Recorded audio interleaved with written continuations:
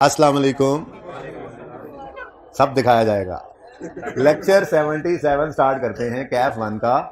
और आज के लेक्चर की पहली बात है आज के लेक्चर का होमवर्क। तो ये क्वेश्चंस आपने इंशाल्लाह सारे करने हैं, ठीक है? नहीं, ये कल ही करने हैं। अगेन बात सुने, आपको मैंने कल होमवर्क देके भेजा था, वो भी काफी सारे सवाल थे, 8-10 होंगे, 7-8 थे। 7-8 सवाल कितनी देर में हो गए थे? तो बेटा छोटे छोटे सवाल हैं, मोबाइल लेस एनवायरनमेंट में पढ़ा करें। मैंने आपको कई बार कहा है। आप बच्चा क्या करते हैं, आप लोग यहाँ से जाते हैं, घर पे सारा दिन किताबों में बैठे रहते हैं, इसमें कोई शक नहीं है। कहने वाले को कहते हैं यार हम तो 8-8 घंटे पढ़ रहे हैं, लेकिन साथ मोबाइल पढ़ा है। इससे नुकसान ये होता है कि जो 3 घंटे का काम है ना, 3 सब्जेक्ट हैं, 4 घंटे में आपने सारे तैयार करने हैं, वो 3 सब्जेक्ट आप 8 घंटे में तैयार कर रहे हैं। तो बाकी 4 घंटे आप अपनी एक्टिविटी जो थी, जिसमें आपने फ्रेश होना था, कोई नमाज रोज़ा, खाना पीना, घूमना फिरना, खेलना कूदना, ये सारा कुछ भी आप मोबाइल की वजह से होमवर्क के साथ ही लगा देते हैं। तो आप कभी ट्राई करके देखें। मैं तो पहले दिन से कह रहा हूँ कि होमवर्क करने बैठो मोबाइल लेस एनवायरनमेंट में, तो आपको पता लगेगा कि वाकई 1 घंटे का अगर होमवर्क कहा जाए तो वो 1 घंटे का ही होता है, सवा घंटे का होता है। उसके बाद टाइम आपके पास फिर फ्री हो जाता है, ठीक है ना? तो ये छोटे छोटे क्वेश्चन ही हैं। अगेन मैं एक क्वेश्चन जो करवाऊंगा उसमें सारा कुछ ही होगा, लेकिन फिर उनमें से हर एक कॉन्सेप्ट की अलग अलग, इसे चुप करा दो यार किसी तरह से, कोई 2-4 लोग मिलके ना इसको, साथ वाले दोनों तो करवा, साथ वाले को, हाँ इसे, हाँ 3-4 पिछले भी 2-3 इसकी रिक्वेस्ट करो। अगले वाले मुड़ के जरा पीछे यार, थोड़ी रिक्वेस्ट कर लो यार इससे, यार कोई मिन्नत कर लो, वरना मैं आ जाता हूँ, हाथ बांध देता हूँ आपके सामने। नहीं आपको चुप तो आ नहीं रही है, मैं मतलब स्टेन गन है मुंह में लगाई हुई, जुबान लगाई हुई। छोटे छोटे सवाल हैं, इसलिए करने जरूरी है कि देखो अब कल वाला काम अगर आप ना जाके घर करते, मैंने तो एक सवाल करवाना है। अब एक सवाल में एक एक चीज़ में बहुत ज़्यादा डिटेल में जाऊंगा, लेकिन वो एक सवाल में आज मैंने आपको बोनस स्प्लिट कंसोलिडेशन ये सिखाना है। मैंने तो एक सवाल में सिखा देना है, लेकिन इन सवालों के अंदर यहाँ पे सिर्फ बोनस चलेगा, विद मार्केट प्राइस इशू वाला शेयर, ठीक है? यहाँ पे सिर्फ स्प्लिट और कंसोलिडेशन चलेंगे।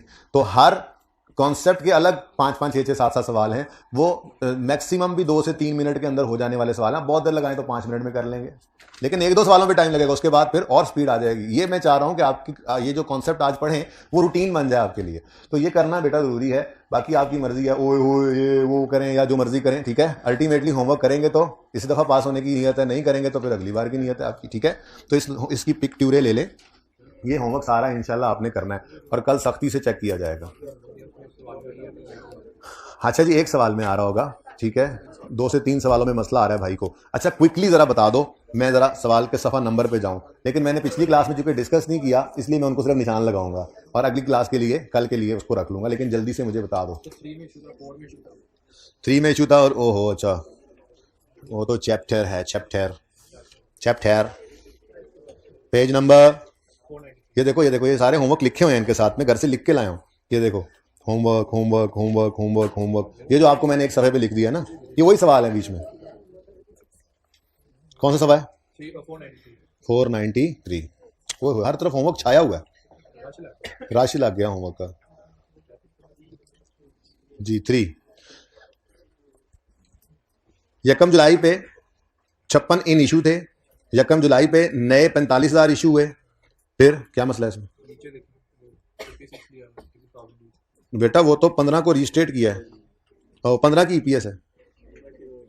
15 में देखो बेटा, ये देखो यकम जुलाई 15 पर there were 56,000 shares in issue. अब ईपीएस जो है वो 15 और 16 दोनों की निकालनी है। ये सारे नए इशू जो हुए हैं, सारे क्या एक ही इशू है? ये यकम जुलाई को नया इशू हुआ है 45,000 का, लेकिन हाँ, लेकिन यकम जुलाई 15 पे है ना। अब ईयर एंड अगर 30 जून हो बेटा, तो फिर यकम जुलाई 14 से 30 जून 15 होता है, फिर यकम जुलाई 15 से 30 जून 16 होता है। तो इस तरह से मामला चल रहा है ना थोड़ा सा। तो वो तो पिछले साल के शेयर्स थे, ये 56,000 तो पिछले साल के शेयर्स थे। पिछले साल की अर्निंग, ये तुम टाइम ज़ाया कर रहे हो मेरा, पिछले साल की अर्निंग्स 9 लाख हैं। 9 लाख डिवाइड बाय 56,000, ये पिछले साल की यानी 15 वाले साल की, यानी इस साल की ईपीएस है, ठीक है? क्योंकि उसने ये कहा यकम जुलाई पे ये इन इशू थे, मतलब 30 जून पे भी इन इशू थे, ओपनिंग थे। अब ये उसने नहीं कहा कि 15 में ये किस वक्त इशू हुए, दरमियान में हुए, शुरू में हुए। तो अज्यूम यही करोगे कि सारा साल इन इशू ही थे, ठीक हो गया? ये तो थी पिछले साल की बात भाई। उनका ये बंद तो नहीं हो गया? हाइब्रिड 2 का प्रोजेक्टर तो नहीं बंद हो गया? गर्ल्स वाला हाइब्रिड बेटा सही आ रही है तस्वीर, आवाज? हाथ खड़ा कर दें, ओके है? अच्छा ठीक है, हाथ हिलाने की जरूरत नहीं है, हाथ खड़ा कर दें बस जी। अच्छा लाइट ऑफ हो गई थी ना, मैं परेशान हो गया। अच्छा अब अगला साल शुरू हुआ और साल के पहले वो क्या थे, इन इशू, और ये क्या है, इशूड टुडे। इन इशू का मतलब ओपनिंग पड़े थे, ठीक है, सही है। थोड़ी अंग्रेजी ध्यान से पढ़नी थी। अब नए शेयर इस साल में कितने इशू हैं, 45। तो फिर इस साल के 56 जमा 45 कितने हो गए, 101 हैं। और इस साल का प्रॉफिट है कितने गया, 1500 डिवाइड बाय 101।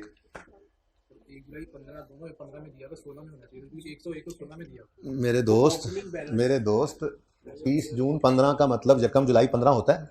यकम जुलाई 15 पे ऑलरेडी इन इशू कितने थे, 56। मतलब ये पिछले साल के थे जो अभी भी पड़े हैं। फिर इस दिन नए 45 इशू हैं, तो वो नए 45 पीछे क्यों ले जा रहे हो भाई, हम समझ आई। बाकियों में भी ऐसा ही होना है मेरे ख्याल से, बाकियों में भी जो आप कह रहे थे 2-3 में, ठीक है, जरा पढ़ लेना, दोबारा मसला हो तो कल फिर पूछ लेना। ओके जी, ये डेट का मसला है, 31 दिसंबर नहीं है, 30 जून है, बस थोड़ा सा, तो कोई बात नहीं। फाइनेंशियल ईयर कोई से 12 महीने हो सकते हैं, इसीलिए कहा था तब बचपन में सिखाया था कि जब भी 31 दिसंबर से ईयर आपका हिल जाए तो आप ना हिल जाओ, इसलिए ऐसे लिख लो। इतना सा काम कर लेते तो हो जाना था काम। नहीं कहते हैं तो होमवर्क लगे कर, कभी कभी करता है बेचारा है। नहीं भाई नहीं, आप बाकी में इसमें समझ आ गया, बाकियों में भी देख के बताना, कल मसला हो तो मुझसे पूछ लेना। अच्छा जी अब बताएं जी, शुरू करें आज का काम। अच्छा जी, हमने कल क्या पढ़ा था, हमने कल सबसे पहले यह पढ़ा था कि प्रेफरेंस शेयर्स अगर इररिडीमेबल हैं तो ये इक्विटी की तरह से हैं, इक्विटी में नजर आएंगे, और इनका डिविडेंड भी जैसे ऑर्डिनरी शेयर्स का डिविडेंड है वैसे ही ये भी रिटेन्ड अर्निंग में माइनस होगा, लेकिन ऑर्डिनरी वालों से पहले। और अगर रिडीमेबल प्रेफरेंस शेयर्स होंगे तो वो लाइक डेट है, डेट ही है, बल्कि लाइक डेट क्या है, डेट ही है, लोन ही है, ठीक है। तो वो नजर कहां आएंगे, लायबिलिटीज में, और इनका डिविडेंड कहां नजर आएगा, प्रॉफिट एंड लॉस में, इंटरेस्ट एक्सपेंस। ये पढ़ा था हमने। उसके बाद फिर हमने ईपीएस का फार्मूला पढ़ा, ठीक है। अंग्रेजी किताबों में ऐसे लिखी होती हैं, हम तो PAT minus redeemable preference dividend कहते हैं इसको, ठीक है ना। बहरहाल क्या है फॉर्मूला, earnings attributable to ordinary share holders divided by weighted average number of ordinary shares, EPS निकल आती है, ठीक है। उसके बाद फिर हमने एक काम ये सीखा था, weighted average number of shares निकालने का तरीका, ठीक है जी। ये किस तरह से निकालते हैं, मेरे ख्याल में ये कौन सा क्वेश्चन था, ये क्वेश्चन नंबर 2 फिर हमने किया था, ऐसे ही है ना, ओके। उसके बाद क्वेश्चन 3 में इसी की मजीद प्रैक्टिस की थी, और यही प्रैक्टिस आपने खूब की। कितने बच्चे होमवर्क करके आए हैं, पास होने वालों के हाथ देख लो भाई, कितने बच्चे होमवर्क आज करके आएंगे, इंशाल्लाह आज वाला होमवर्क भी करेंगे, कल करके आएंगे, आज वाला होमवर्क सारा, अब ये पास हो जाएंगे इंशाल्लाह। अच्छा जी, अब 3 चीजें आज हमने पढ़नी है सिर्फ। राइट इशू मैंने बिल्कुल नहीं छेड़ा, यहां से मेरे भाई उठा ले, ऐसे ना हो मैं ऐसे रखूं तो जी। 3 चीजें आज हमने नहीं पढ़नी है, वैसे तो 4 चीजें टोटल रहेगी बेसिक ईपीएस की कैलकुलेशन तक। हाँ एक छोटा सा कॉन्सेप्ट रहता है, मैंने ना वो डिसकंटिन्यूड ऑपरेशन वाली भी बात कर ली थी, याद है ना, वो आसान सी बात थी। तो शेयर स्प्लिट, शेयर कंसोलिडेशन और बोनस इशू, ये 3 चीजें आज पढ़ानी है। एक चीज रह जाएगी राइट इशू, ठीक है, वो कल पढ़ाकर बेसिक ईपीएस कॉन्सेप्ट वाइज पूरी हो जाएगी। कोई जरूरत पड़ी तो मजीद प्रैक्टिस की, संडे दायरे आगे आप उस पर खूब लगाएंगे ईपीएस पे आप, ठीक है। तो बेसिक ईपीएस उम्मीद है मंडे को डायल्यूटेड ईपीएस की तरफ हम चले जाएंगे, ठीक है ना। लेकिन मैंने आज राइट इशू बिल्कुल भी नहीं छेड़ा, और सुकून से मैंने ये 3 चीजें पढ़ाई हैं, क्योंकि बेसिक ईपीएस के अंदर बस यही चीजें ही हैं। और डायल्यूटेड ईपीएस आपने नाम सुना होगा ना सीनियर से, वरना मैं बताऊंगा, ठीक है। डायल्यूशन वो निकालने के लिए भी पहला स्टेप बेसिक ईपीएस ही होती है, ठीक है। तो इसलिए बेसिक ईपीएस वो बुनियाद है जिसके ऊपर आप पर्चा पास कर सकते हैं। डायल्यूटेड ईपीएस कहेगा भी तो पहले बेसिक ईपीएस निकालनी ही पड़ती है, ठीक है। अच्छा, अब 3 चीजें हमने पढ़नी है, वो 3 चीजें हैं बोनस, स्प्लिट, कंसोलिडेशन। पहले स्प्लिट और कंसोलिडेशन होता क्या है ये समझाता हूं, ठीक है। आपके पास 3 शेयर्स पड़े थे, आपकी कंपनी के पास 3 शेयर्स थे, और हर शेयर की फेस वैल्यू आपको पता है पाकिस्तान में 10 रुपए होती है। तो 10 रुपए, 10 रुपए और 10 रुपए, जी भाई पैनों ते भराओ, 10 रुपए, 10 रुपए ते 10 रुपए, आंदे जाओ ते लेंदे जाओ, 10 रुपए, 10 रुपए, 10 रुपए। तो इन टोटल कंपनी के पास कितने पैसे पड़े हैं शेयर कैपिटल में, 30। अब कानून बदल गया पाकिस्तान में, मिसाल के तौर पर समझा रहा हूं, बहुत सारी वजूहत होती हैं, लेकिन मैं ऐसे मिसाल में आसान सी बात समझा रहा हूं, ठीक। बहुत सी वजूहत होती हैं इसके काम करने की, बहरहाल मैं आसान बात समझा रहा हूं। ऐसी तरह कानून बदल गया, नया कानून क्या आ गया कि पाकिस्तान में हर शेयर की फेस वैल्यू आज से 6 रुपए होगी, ठीक है। तो फिर हमारे ये 3 शेयर कैंसिल होकर, क्योंकि ये 3 शेयर हैं 10-10 वाले, अब हमारे तो हर शेयर की फेस वैल्यू कितनी होनी है, 6 रुपए। तो फिर अगर 6 रुपए के हमने शेयर्स बनाने हैं तो 30 रुपए का शेयर कैपिटल कितने में बढ़ जाएगा, तो इसका मतलब वही ऐसे ही है, आपके पास 10-10 के 3 नोट हों, आप दुकान पे जाके उसे कहें मुझे चेंज कर दो और 6-6 रुपए के 5 नोट ले आए, मतलब अज्यूम करें कि होते हैं, ठीक, 5-5 के 6 नहीं लेने, ठीक है, 6-6 रुपए के 5, चला यार वो बार आप नोट की तरफ ही चले जाओगे, मैं शेयर्स की तरफ लाना चाह रहा हूँ, ठीक है, तो 5-5 रुपए के 6 नोट ना लाओ, 6-6 रुपए के 5 नोट ले आओ, ठीक है, घर आके घर वाले कहेंगे चूना लग गया भाई को जी। तो भाई ये क्या हुआ है, देखो 3 शेयर्स होते थे कंपनी में, पहले कंपनी के 3 शेयर्स थे, लेकिन रूल बदला और शेयर स्प्लिट होकर अब कितने हो गए, 5। 2 शेयर्स नए इशू हो गए, 2 शेयर्स नए इशू हो गए, टोटल शेयर कैपिटल कितना है? तो मुझे बताओ क्या अर्निंग्स में बूस्ट एक्सपेक्ट करना चाहिए? बड़ी अहम बात है, मैंने कल एक बात की थी कि जब नए शेयर्स इशू होते हैं तो क्योंकि पैसा बिजनेस में आता है, पैसा आएगा तो बिजनेस ग्रो करेगा, अर्निंग्स में बूस्ट एक्सपेक्ट करते हैं इन्वेस्टमेंट करके, ऐसा ही है ना। लेकिन क्या, अच्छा वो एक मिनट, वो क्या होता था, शेयर्स बढ़ते थे, नए शेयर्स इशू किए, शेयर्स बढ़े, अर्निंग्स में बूस्ट आप एक्सपेक्ट कर रहे थे, ऐसा ही है ना, क्योंकि नए शेयर इशू करके आपको कैश आया था तो अर्निंग का बूस्ट, तो शेयर्स बढ़े, अर्निंग का बूस्ट भी एक्सपेक्टेड है। लेकिन यहां पे भी शेयर्स तो बढ़े हैं, नंबर ऑफ शेयर्स तो बढ़े हैं, हम ईपीएस निकालते हुए डिनोमिनेटर में नंबर ऑफ शेयर्स देते हैं, बोलो, तो नंबर ऑफ शेयर्स बढ़ गए, लेकिन क्या अर्निंग्स का बूस्ट एक्सपेक्ट करते हो? ये प्रॉब्लम है ना। अब ईपीएस की कैलकुलेशन में हम ये बात क्यों पढ़ रहे हैं, तो शेयर्स बदल गए लेकिन अर्निंग का बूस्ट इन्होंने कोई नहीं देना, ठीक है। अब जाहिर सी बात है पिछले साल और इस साल की ईपीएस में इसकी वजह से डिटीरियोरेशन आ जाएगी, वो मैं बताता हूं आगे चल के। फिलहाल ये बताओ शेयर स्प्लिट की समझ आई है? शेयर स्प्लिट किसे कहते हैं कि आपके शेयर्स बढ़ गए हैं, ठीक है, शेयर स्प्लिट में शेयर बढ़ जाते हैं लेकिन पैसे कोई नहीं और आते, ये बात समझ आती है? अच्छा, दूसरा कॉन्सेप्ट है जी शेयर कंसोलिडेशन का, वही 10 रुपए 10 रुपए 10 रुपए, तो हमारे पास 10 कंपनी के पास टोटल शेयर कैपिटल जो पड़ा था वो 40 रुपए था, और 4 शेयर्स थे उनके पास जो उन्होंने इशू कर रखे थे, आसानी के लिए समझा रहा हूं। अब आप 10-10 के 4 नोट लेकर गए दुकानदार के पास और उससे कहा भाई ये चेंज आप रख लो, मुझे ना बड़ा नोट दे दो, तो 40 वाला नोट लेके घर आ गए, ठीक है, होता है अगर, ठीक है, तो 40 वाला नोट ले आए, तो हुआ क्या है, क्या आपकी जेब में पड़ी हुई अमाउंट ऑफ कैश बढ़ी है? नहीं, करेंसी नोट्स 4 से कम होकर 1 हो गया, लेकिन आज भी आपके पास जेब में है तो वही 40 रुपए, ठीक है। तो ऐसा भी कभी होता है कि हुकूमत ने रूल बदल कर कहा अब से पाकिस्तान में हर शेयर की फेस वैल्यू 40 रुपए होगी, मिसाल के तौर पे, ठीक है जी। तो फिर आपके पास 4 शेयर्स पड़े थे, वो आपके कंसोलिडेट होकर 1 शेयर में जब बदल जाएंगे और 3 शेयर लॉस्ट हो जाएंगे। यहां क्या हुआ था, यहां 3 शेयर्स स्प्लिट अप होकर 5 बने थे, तो 2 नए शेयर्स आपके आ गए थे। और इस कॉन्सेप्ट में क्या है कि आपके 4 शेयर्स कंसोलिडेट होकर 1 बन गए, तो मतलब 3 लॉस्ट। नंबर ऑफ शेयर्स पहले आपके 4 थे, अब नंबर ऑफ शेयर्स कितने हो गए, लेकिन टोटल तो अभी भी आपके पास 40 रुपए ही है।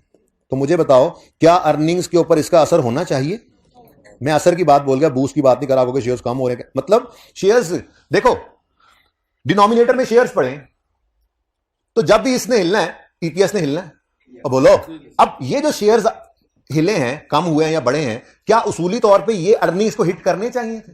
अर्निंग्स को तो हिट तब करते जब कोई पैसा आता या जाता, बात समझ रहे हो। लेकिन ये तो शेयर्स मुफ्त में, कोई पैसा नहीं आया शेयर्स बढ़ गए, कोई पैसा नहीं गया शेयर्स कम हो गए, ठीक है। तो इसको अर्निंग्स को हिट नहीं, अर्निंग्स का बूस्ट हम एक्सपेक्ट नहीं करते। लेकिन अभी तक मैंने कैलकुलेशन नहीं सिखाई, अभी तक मैंने आपको सिर्फ क्या सिखाया है कि शेयर स्प्लिट और शेयर कंसोलिडेशन कहते किसे हैं। तो ये है जी शेयर कंसोलिडेशन, ये वो कंसोलिडेशन नहीं है जो आपने FAR 2 में पढ़नी है, ये शेयर कंसोलिडेशन, ओके, ये सही है, इसको कहीं पे आप नोट फरमा लें। ये बाकी वो काम चल रहा है भाई, वो जो कल वाला किया था, ठीक है ना, क्वेश्चन 2 और 3 मैंने इधर रख दिया था, क्वेश्चन 2 और 3 ये हमने कल किए थे, ऐसे ही है ना, ये सारी बातें कल वाली हैं जी। ये आज की नई बात,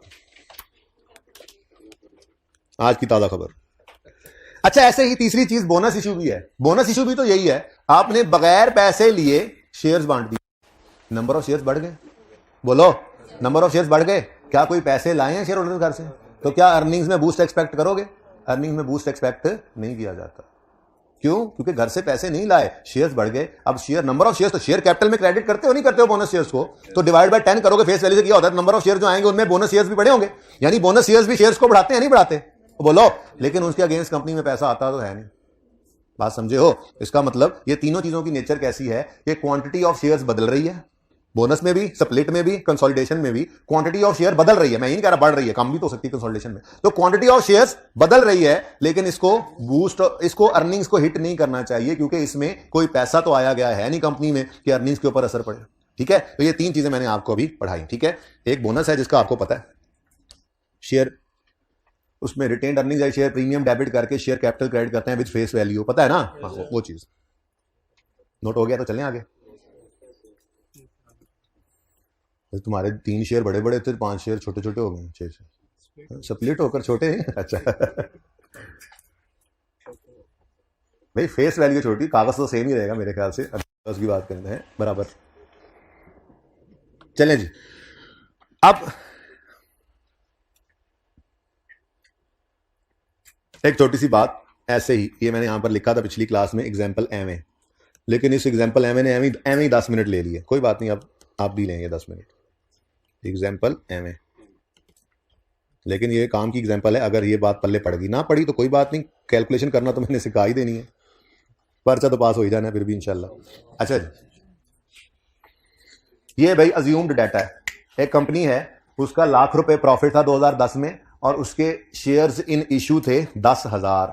ठीक है, तो अगर लाख को 10,000 से डिवाइड करें तो अर्निंग पर शेयर कितना आता है? भाई इधर देखें, तवज्जो रखें, अर्निंग पर शेयर कितना आता है? 10 रुपए, 10 रुपए, 10 रुपए, 10 रुपए। ठीक है, अच्छा, अगला साल आया और आपने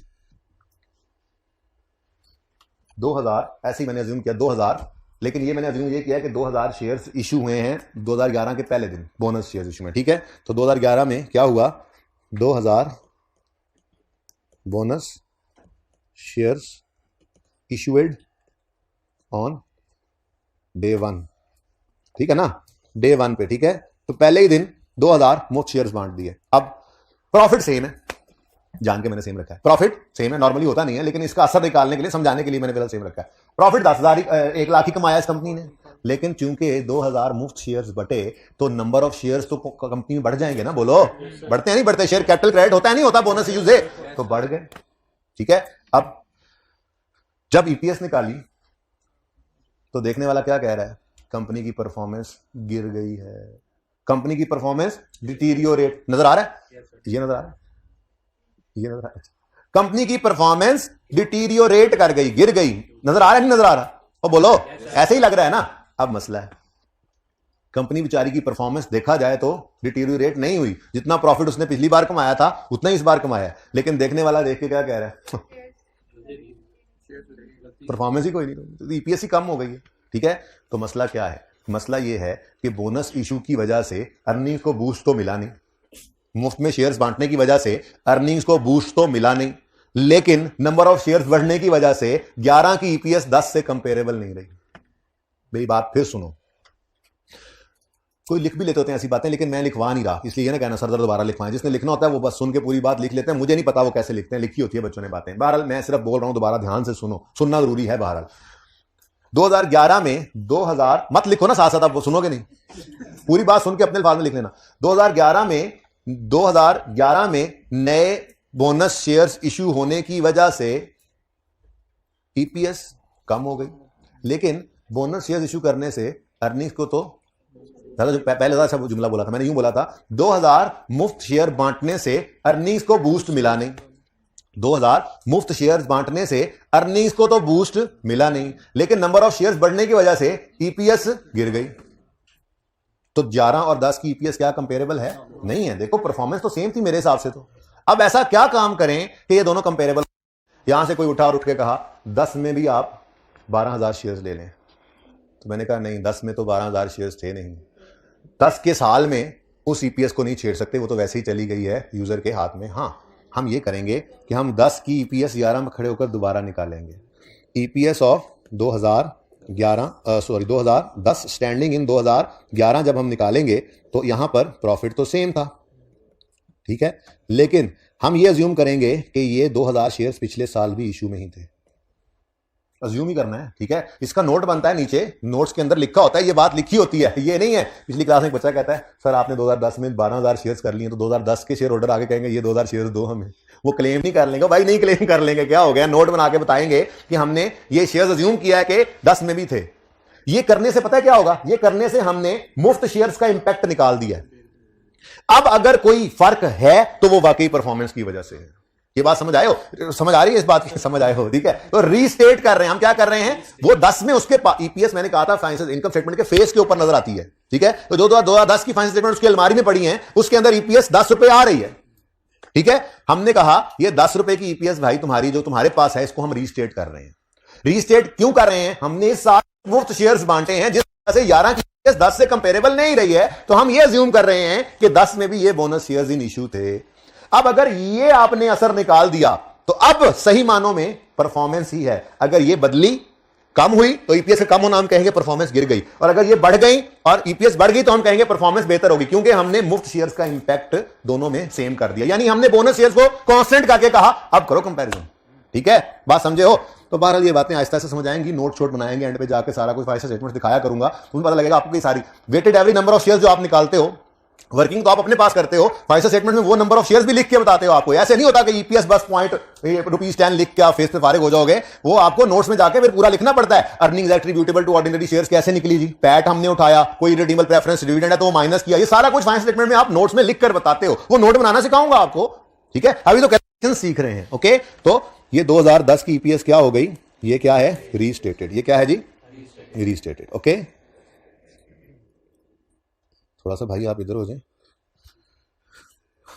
आप भी जी बच्चों। तो रीस्टेटेड 11 की ईपीएस रीस्टेटेड है, 11 की ईपीएस रीस्टेटेड है, 11 की ईपीएस तो सही वाली है, रीस्टेट तो हुई 10 की। ठीक है, तो वही काम हमने किया। देखो जैसे आइए सेट में करते थे कि 11 की ईपीएस 11 में खड़े होकर निकाली और 10 की ईपीएस भी 11 में खड़े होकर निकाली। मसला क्या, तकलीफ क्या थी? तकलीफ ये थी कि बोनस शेयर्स 11 में इश्यू हुए थे, जिसकी वजह से हमें डर है कि 11 और 10 कंपेरेबल नहीं रहे, क्योंकि ये शेयर्स तो मुफ्त में बांटे हैं। तो हमने कहा चलो इसको कांस्टेंट कर देते हैं, ये कांस्टेंट हो जाए। अब अगर मिसाल के तौर पे 10 में प्रॉफिट था लाख और 11 में हुआ 80,000 और शेयर सेम हमने कर दिए, तो अब ईपीएस का गिरना परफॉर्मेंस का गिरना ही था। या बढ़ गया प्रॉफिट, ईपीएस इंप्रूव कर गई, तो हम क्या कहेंगे? हाँ अब इंप्रूवमेंट आई है, क्योंकि हमने क्या किया। ठीक है, तो ये एक एवं ही एग्जांपल थी। जरा ईपीएस चेक करो कितनी है, वो तो सेम ही हो जानी है, ₹8.33 पर शेयर। ठीक है बच्चों, तो ये अब कंपेरेबल होगी, क्योंकि आप देखो ना, हमने तो वैसे ही प्रॉफिट्स हमने वैसे ही सेम रखे हुए हैं। ठीक है, प्रॉफिट लास्ट ईयर का लेना और number of share current year जी नहीं, प्रॉफिट लास्ट ईयर का लेना है और नंबर ऑफ शेयर्स के अंदर बोनस का इंपैक्ट डालना है। मैं ऐसे कहूंगा, अगर कोई पैसे लेकर शेयर्स बेचे हुए हैं आपने, तो वो शेयर्स भी तो नंबर ऑफ शेयर्स में आ रहे होंगे, तो आपका जुमला तो गलत हो गया ना। फिर उन शेयर्स को तो हम नहीं कह रहे कि वो अर्निंग्स को बूस्ट नहीं देंगे। होश करो, ध्यान करो, तो जो कह रहा हूं अभी वो करो, कैलकुलेशन करते हैं, फिर एंड पे और इंशाल्लाह चीजें देखेंगे आहिस्ता आहिस्ता, सिलोली। मेरी स्पीड भी असल में ना मैथमेटिक्स ज्यादा है इसमें अकाउंटिंग से, इसलिए मैं बहुत सिलोली पढ़ा रहा हूं। आज बोनस स्प्लिट कंसोलिडेशन करा के बाद छुट्टी दे दी बच्चों को। ठीक है, होमवर्क ज्यादा है। अब मैंने एक ही सवाल में ये सब कुछ करना है, और आपके हर कॉन्सेप्ट के अलग अलग 5-5, 6-6, 7-7 सवाल हैं छोटे छोटे, ताकि वो आपका पक्का हो जाए कॉन्सेप्ट। ठीक है, अच्छा बहरहाल ये क्या थी? ये एग्जांपल एवं थी, लेकिन इस एवं एग्जांपल से हमने एक रूल डिराइव करना है, और वो रूल ये है कि अगर सवाल में बोनस, सर्फ एक्सल और एरियल आए, अगर बोनस स्प्लिट, सवाल में अगर बोनस स्प्लिट और कंसोलिडेशन आ रहे हों, तो अज्यूम करेंगे कि कपड़े बहुत गंदे हुए पड़े। अच्छा, तो अज्यूम करेंगे कि ये हमेशा से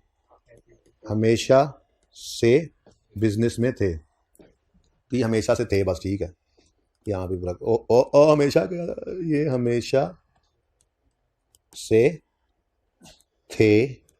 ओके जी, लिख लो इसको, ये रूल है। ठीक है, हमेशा से थे का मतलब पता है क्या है? हमेशा से थे का मतलब पता है क्या है? स्टार्ट ऑफ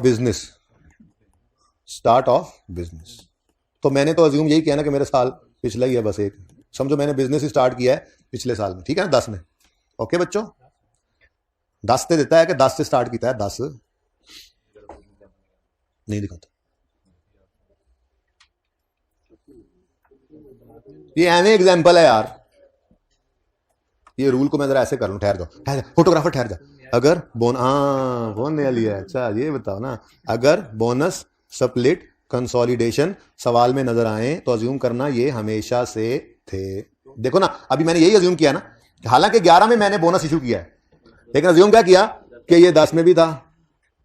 तो अब साथ ही मैंने, क्योंकि मेरी एग्जांपल है ना, एम एग्जांपल है, तो मैंने साथ ये भी बता दिया कि मैंने बिजनेस 10 में स्टार्ट किया। ठीक है, अच्छा अगर 9 में भी किया होता तो 9 को डाटा ही नहीं है मेरे पास, तो 10 तक ही जा सकते थे ना, वैसे ही 10 तक जा सकते हैं। अब शुक्र करो ये स्टार्ट ऑफ था, अगर एंड पे होता तो या दरमियान में होता तो इस साल के अंदर भी उसको स्टार्ट पे लाना पड़ता। ये सिखाता हूं अभी। ठीक है, चलें छोड़े एग्जांपल, एम ही थी ये। चलें पढ़ें, आप पढ़ना शुरू करें। अच्छा जी, अब आपने और मैंने मिलजुल कर सीखना है बोनस स्प्लिट और कंसोलिडेशन की अकाउंटिंग को, यहां पर वेटेड एवरेज शेयर्स निकालते हुए। ठीक है, तो बोनस इशू की एंट्री होती है, बोनस इशू की एंट्री होती है, क्या एंट्री होती है? रिटेन्ड अर्निंग या share premium, debit, share capital, credit. Split की एंट्री होती है? सोचो, स्प्लिट की कोई एंट्री नहीं, कंसोलिडेशन की कोई, यानी कि शेयर स्प्लिट और शेयर कंसोलिडेशन की कोई एंट्री नहीं होती। ठीक है, बोनस की एंट्री होती है, लेकिन आप पैसों के शेयर इशू करें तो अर्निंग्स में बूस्ट एक्सपेक्ट करते हैं, बोनस इशू करें, स्प्लिट करें, कंसोलिडेशन करें तो फिर आप अर्निंग्स में बूस्ट एक्सपेक्ट नहीं करते। ठीक है, इसलिए अगर मार्केट प्राइस पे शेयर इशू करें तो आपने रीस्टेट नहीं किया था पिछले साल को, किया रीस्टेट कल? मार्केट प्राइस पे शेयर इशू किए ना, मैंने दोनों सवालों में जो करवाए थे, आपने भी घर पे जो सवाल किए मार्केट इशू वाली थे ना, मार्केट प्राइस पे शेयर इशू किए, तो किसी भी साल में आपने रीस्टेट नहीं किया था पिछले साल को। लेकिन अगर खुदा ना खासा सवाल में बोनस स्प्लिट या कंसोलिडेशन आ जाएगा तो आपको रीस्टेट करना पड़ेगा कंपैरेटिव ईयर को, क्योंकि वो कंपैरिजन में रहता नहीं है। तो आपने क्या अज्यूम करना है फिर कि अगर ये तीनों होंगे तो ये अज्यूम करेंगे कि हमेशा से ये थे। ओके, सही है। अब ना जरा अल्लाह ना करे उसने तस्वीर मिटा दी हो, मुझे लगता है कि साकिब ने ना पिछले साल वाली पिक्चर मिटा दी है, शुक्र है। अच्छा देखो, अभी सारा नोट, सारी पिक्चर नहीं लेनी, ये सारी चीजों में से ना ये चीज अभी कल पढ़ानी है आपको, ये चीज कल पढ़ानी है, तो मैं वहां पर आपको दोबारा टेबल बना दूंगा ये, या कॉपी करके ले आऊंगा, जो भी है वो तस्वीर कल पूरी भी बना लेना। फिलहाल ये जब आपने अगर घर पे नोट भी करना चाहो ना तो फिर 4 हिस्सों में पेज को डिवाइड करके चौथा हिस्सा छोड़ देना, लेकिन मैं ये अभी छुपा रहा हूं। मैंने अभी तक आपको सिर्फ ये पढ़ाया, कल हमने पढ़ा था share issue at market price, entry आपको पता ही है। तो अगर शेयर इशू हो एट मार्केट प्राइस तो boost in earning is expected, बिल्कुल एक्सपेक्टेड। क्या कंपैरेटिव्स को रीस्टेट किया था आपने कल? नहीं किया था। ऐसे ही है, आज हमने बात करनी शुरू की है बोनस स्प्लिट कंसोलिडेशन। बोनस की एंट्री आपको पता है, retain earning, debit, share capital, credit होता है विद फेस वैल्यू, लेकिन स्प्लिट और कंसोलिडेशन की कोई जनरल एंट्री नहीं होती। ये तीनों जब हो तो real boost, no real boost in earning is expected. ठीक है, और कंपैरेटिव्स को भी आप रीस्टेट करते हैं। राइट इशू कल पढ़ेंगे। ठीक है, तो अगर किसी ने पिक्चर लेनी है तो सिर्फ इतनी पिक्चर ले लें। ठीक है, मैं आपके लिए सिर्फ आप लोगों के लिए ये कर लेता हूं कि ये फिलहाल ऐसे कर देता हूं, अगर कोई पिक्चर किसी की नजर भी ना पड़ेगा। ठीक है, लें जी, अब ये पिक्चर आप ले सकते हैं। ठीक है, ये बात मैंने आपको जबानी पढ़ाई है, अब इसकी काउंटिंग सीख लेते हैं। यार ब्लैक है, ऐसे अंधेरा सा छा जाता है, जल्दी करो इसको गायब करो। ये समझ आती है बात? चलो, बहुत स्लो तो नहीं हो गया, वारे में बता रहा हूं, अभी देख लेना, मुश्किल काम है ना, ऐसे पहली बार कोई चीज सीखें तो जल्दी कर लो फोटोग्राफर हो।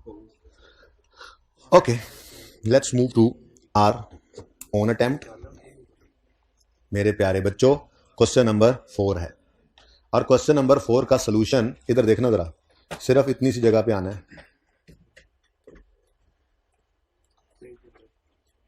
बस। ठीक है, सिर्फ इतनी सी जगह पे, ये अब सोल्यूशन होने लगा जी। लेकिन पहले आपने साथ साथ नोट नहीं करना, बॉल पॉइंट्स डाउन करें। पहले मैं ये सुकून से आपको समझाऊंगा, फिर मैं आपको पूरा 1 मिनट दूंगा इतनी सी बात खुद से लिखने के लिए। ठीक है, तो खुद से आप लिखेंगे।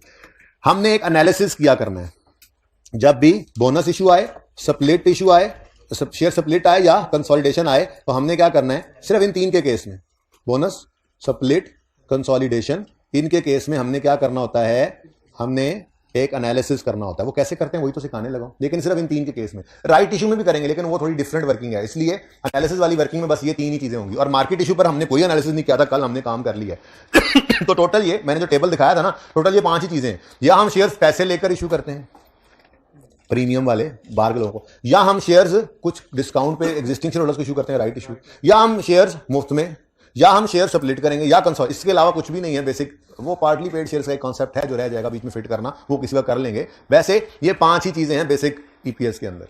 ठीक है, हमने बारी बारी करना है ना, ताकि मिक्सअप ना हो। कल मैंने सिर्फ मार्केट प्राइस पे इशू करने वाले शेयर्स की काउंटिंग सिखाई। आज बोनस स्प्लिट कंसोलिडेशन सिखाऊंगा, कल इंशाल्लाह राइट इशू सीख लेंगे, ठीक है। पार्टली पेड भी किसी वक्त कर लेंगे। अच्छा, अब क्वेश्चन 4 का ये सोल्यूशन बनने लगा है, जरा ध्यान से देखिए। Question 4, a company made following share transactions during the year, issued 2 bonus shares for every 5 held. हमने 3 चीजें लिखा करनी है, बिफोर, न्यू और आफ्टर। बस ये हमारा एनालिसिस, ठीक है, वेरी सिंपल। मैं दोबारा करूंगा मिटा के, अभी कोई नोट ना करे प्लीज। इधर देखें, कंपनी ने बोनस शेयर इशू किए 2 शेयर्स फॉर एवरी 5 हेल्ड। 5 पड़े थे जिसके पास, उसको 2 नए शेयर्स मिले। तो बिफोर बोनस कितने थे? 5। नए कितने इशू किए? 2। तो आफ्टर बोनस कितने हो गए? 7। तो ये 7 फिर आपने क्या निकाला है? बैलेंसिंग निकाला है ना। ओके, तो बिफोर, न्यू, आफ्टर। ये मैं दोबारा करूंगा, फिर उसके बाद तीसरी बार आपने करना है, ठीक है, समझ आई। 2 बोनस शेयर्स फॉर एवरी 5 हेल्ड। 5, हर 5 वाले को 2 नए शेयर्स दिए। तो बोनस इशू से पहले कितने शेयर्स थे? 5 हर बंदे के पास। ठीक है, ऊपर मल्टीप्लाई कर लेते ना शेयर होल्डिंग। तो बोनस इशू से पहले कितने शेयर्स थे? 5। नए कितने इशू किए? 2। तो आफ्टर बोनस कितने हो जाएंगे हर 5 वाले के हाथ में? 7। ठीक है, आगे बढ़ते हैं। There was a number 2, there was a share split whereby every 3 became 5. Every 3 became 5. Before split थे 3, आफ्टर स्प्लिट हो गए 5। इसका मतलब यहां पर तो फिर इसको बैलेंसिंग निकालना पड़ेगा। न्यू कितने इशू हुए जी? 2 नए इशू हुए बेटा, कैसे? कोई भी नहीं। हाँ, तो स्प्लिट करके जब 5 बने हैं, कितने गया? ये जब 3 को स्प्लिट, ये इसी की एग्जांपल मैंने बनाई हुई है, ठीक है ना। इसीलिए वो आप कह रहे थे कि 5 रुपए के 6 कर लें, लेकिन मैंने ना चूंकि ये समझाना था ना, इसलिए। जी बेटा, इधर देखो, नंबर ऑफ शेयर्स कितने थे? 3। ये 3 शेयर्स फाड़ के फेंक दिए और 5 नए शेयर इशू किए हैं। तो पहले 3 शेयर्स तो थे ना, आप फाड़ के नहीं फेंको, आप इनको साइड पर रखोगे तो फिर हर एक को काट के 6 करना पड़ेगा। खैर, वैसे समझा रहा हूं आसानी के लिए। तो पहले कंपनी के पास इस शेयर कैपिटल के अगेंस्ट कितने नंबर ऑफ शेयर्स थे? 3। अब इसी शेयर कैपिटल के अगेंस्ट कितने हो गए? 5। तो फिर पहले से 3 क्वांटिटी तो मौजूद थी, तो 5 पर जाने के लिए 2 नए इशू किए, तो 5 हुए ना। बात समझिए, 5 शेयर्स अब कंपनी के पास है, पहले कितने थे? 3। तो क्वांटिटी में देखें तो कितने नए इशू? ठीक है, कितने 2 नए इशू हुए? ठीक है भाई, समझ आ रही है? तो सिंपल है, सिंपल को सिंपल ही रखें। Next, there was a share consolidation. ये ज्यादा अच्छा समझा देगा वो पिछली बात को भी। There was a share consolidation whereby every 4 shares became, यार ये 23 करा दो सारे, every 4 shares became 1। Before consolidation जो 4 थे, आफ्टर कंसोलिडेशन 1 हो गए। तो इसका मतलब बैलेंसिंग फिगर क्या कह रही है? -3।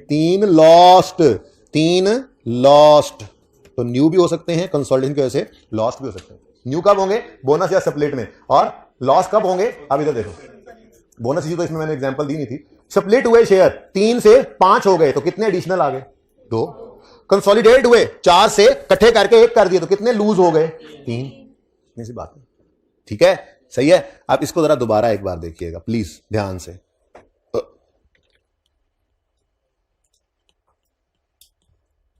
बैलेंसिंग बुलेंसिंग जरा मुश्किल से लिखा, तो इसलिए मैं वो लिखा रहने दिया, ठीक है। अच्छा, माफ कर देना इस पे जी। Issue 2 bonus shares for every 5 हेल्ड। 5 थे बिफोर बोनस, 2 नए इशू किए, तो आफ्टर बोनस 7 हो गए। नेक्स्ट, शेयर स्प्लिट हुआ वेयर बाय 3 बिकेम 5। अब इसमें बैलेंसिंग दरमियान वाला निकलता है, ठीक है। शेयर स्प्लिट हुआ whereby every 3 became 5। Every 3 became 5, तो मतलब 2 नए इशू करेंगे तो ही 5 बनेंगे ना, ठीक है। और लास्ट में शेयर कंसोलिडेशन हुई वेयर बाय 4 बिकेम 1। 4 बिकेम 1, तो मतलब 3 फिर फाड़ के फेंकोगे तभी 4 से 1 पे आओगे क्वांटिटी में, ठीक है। अब ये एनालिसिस आपने खुद करना है, सोल्यूशन नहीं देखेंगे अच्छे बच्चे मेरे। ये लो, जल्दी से पहले कर लो ये, फिर सोल्यूशन सामने करता हूं, फिर पिक्चर ले लेना। जल्दी कर लो, जल्दी। बहुत स्लो हो गया हूं मैं एकदम से। असल में ना IAS सेम इक्विटी वो बेस पहले बनी हुई थी, इन चीजों की ना बेस नहीं बनी है ना, पहली बार देख रहे हैं, तो इसलिए स्लोली सेम इक्विटी से पहले शेयर कैपिटल, रिटेन अर्निंग्स पढ़ते आ रहे थे, सरप्लस क्या होता है, एंट्रीज आती थी, फॉर्मेट सीखा। IAS 8 में भी वही चल पड़ी चीजें। ये थोड़ा सा जरा डिफरेंट है, इसलिए थोड़ा सा स्लो हो गया हूं।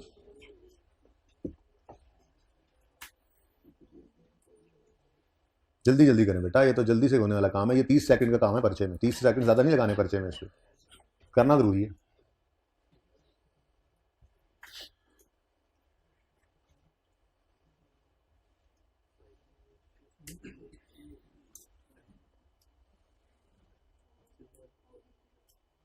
डन जी, ओके। इसमें पिक्चर लेने की जरूरत नहीं है, अब तो पिक्चर लेने की अब तो आपने खुद ही कर लिया ये काम।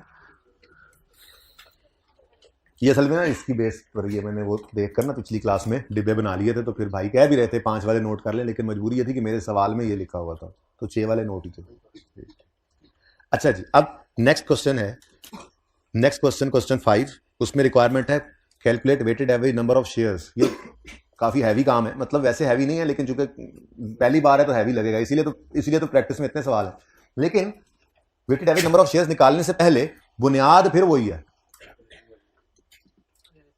तो इस सवाल का एनालिसिस आप पहले करें, मैं बाद में करूंगा। ऐसे आप लोग ना नकलें कर करके काम चला लेते हैं, ऐसे नहीं काम चलेगा। हरी आप। और 6 क्वेश्चन मैंने करवाना है जो कंटिन्यू फ्रॉम 5 है, और 7 आपका ओके। बस फिर क्लास खत्म, 5 करेंगे, 6 कराऊंगा। 6 तो आखिरी 5 मिनट में होना है, देर तो 5 पे लगनी है, तकरीबन आधा घंटा लगेगा हमें, लेकिन उसके लिए आप एनालिसिस करेंगे तो ही ना भाई। ओपनिंग का एनालिसिस नहीं होना, ओपनिंग तो पढ़े थे, ये इशू हुए, स्प्लिट हुए, कंसोलिडेट हुए, इसका एनालिसिस बनाओ।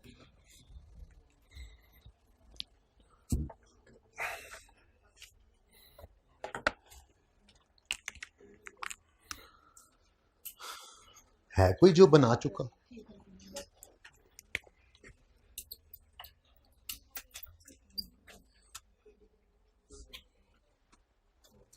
जी बच्चों, एनालिसिस में बिफोर न्यू अगर बोनस और स्प्लिट हो, और अगर कंसोलिडेशन हो तो उसमें लॉस होते हैं, और आफ्टर कह दो, थोड़ा सा इसको खुला खुला।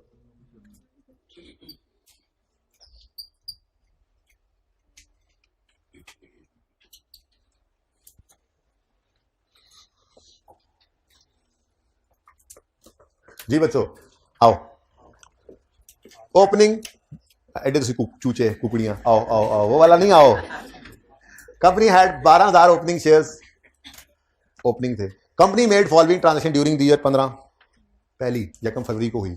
3 bonus shares for every 4 held. तो एनालिसिस में हम आप कर रहे हैं बोनस इशू का एनालिसिस। जी बोनस इशू क्या कह रहे हैं जी?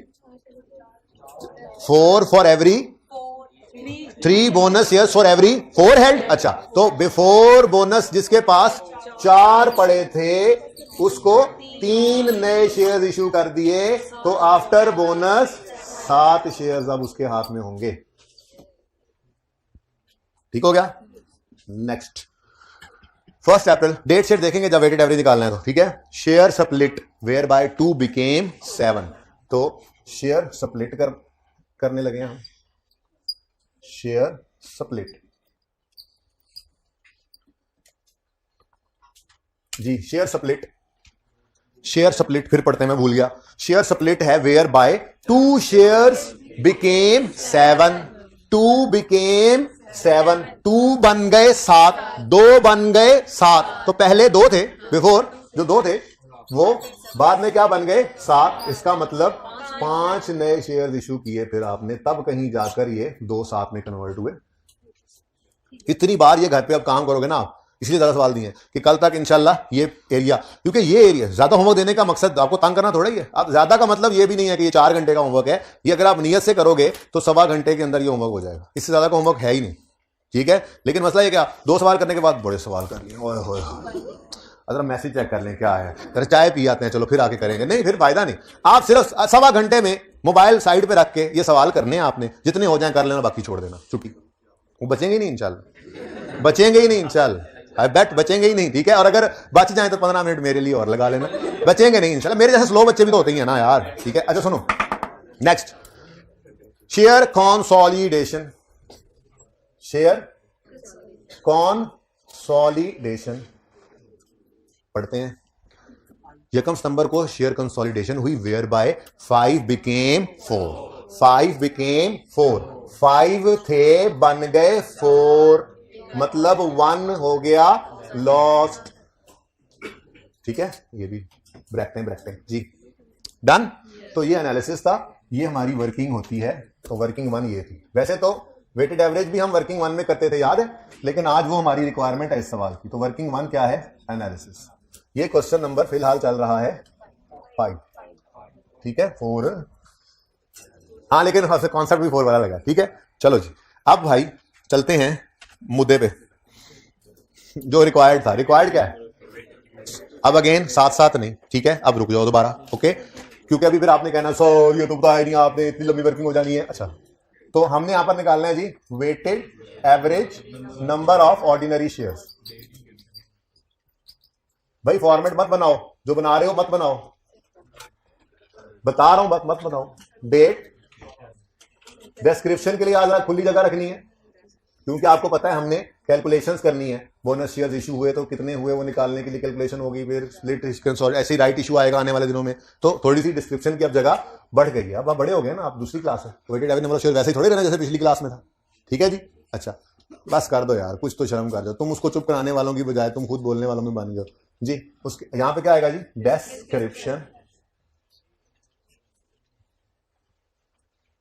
डिस्क्रिप्शन, उसके बाद नंबर ऑफ शेयर्स,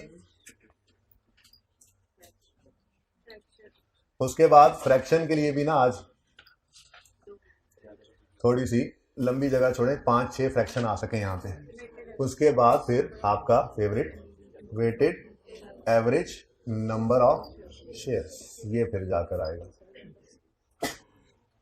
सुभान अल्लाह, ये वर्किंग है, ठीक है। अब इसलिए कह रहा हूं बाद में पिक्चर भी ली जा सकती है, जरा ध्यान से इत्मीनान से देख लो। वैसे मैं पहला स्टेप करके, 2 स्टेप्स में ये वर्किंग होती है, तो मैं पहला स्टेप करके रुक जाऊंगा, उतना आपने पहले कर लेना है। फिर दूसरा स्टेप जो जिसने आपको परेशान करना है वो मैं करूंगा, फिर मैं चलो घर जाओ, ठीक है। अच्छा, तो नहीं समझ आ जाएगा इंशाल्लाह।